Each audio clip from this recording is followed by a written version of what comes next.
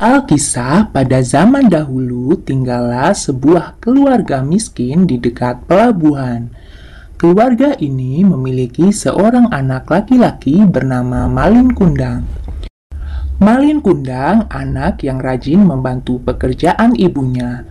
Meski masih belia, Malin Kundang sering bersih-bersih dan ikut membereskan pekerjaan rumah. Hingga pada suatu ketika ayah Malin Kundang berangkat berlayar menggunakan kapal besar untuk mencari nafkah di negeri seberang. Namun hari itu menjadi hari terakhir kali Malin Kundang bisa menatap wajah ayahnya. Ayah Malin Kundang tidak pernah pulang. Kabarnya ia meninggal saat berlayar. Sejak saat itu, Ibu Malin Kundang harus bekerja keras untuk mencukupi kebutuhan sehari-hari serta membesarkan Malin Kundang. Sebagai anak yang rajin, Malin Kundang juga ikut mencari nafkah dengan menjadi kuli panggul di kapal mewah yang sedang berlabuh. Nahkoda kapal yang melihat kerja Malin Kundang kemudian lantas mengajaknya ikut berlayar. Setelah berpamitan kepada ibunya, Malin Kundang berangkat berlayar.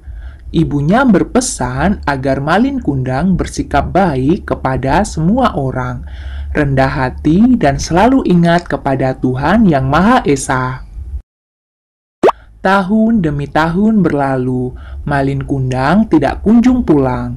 Ibunya yang semakin tua selalu setia menunggu di pelabuhan, berharap agar anak kesayangannya pulang. Setiap ada kapal mewah yang berlabuh, ia selalu bertanya apakah Malin Kundang berada di kapal itu. Hingga suatu ketika tersiar kabar bahwa ada kapal mewah yang berlabuh dengan membawa barang-barang berharga.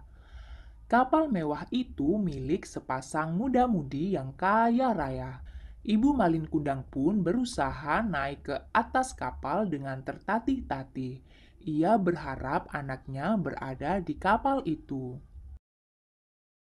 Dalam sekejapan mata, Ibu Malin Kundang bisa mengenal sosok pemuda gagah pemilik kapal mewah itu. Ia adalah Malin Kundang, anak kesayangannya yang sudah lama tidak pulang dari berlayar.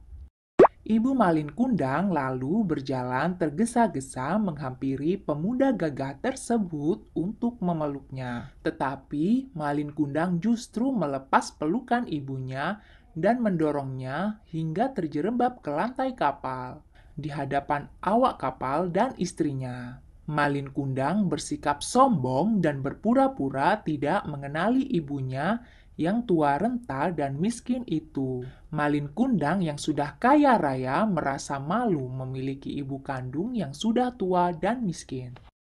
Ibu Malin Kundang menangis dan kecewa dengan sikap anak kesayangannya itu.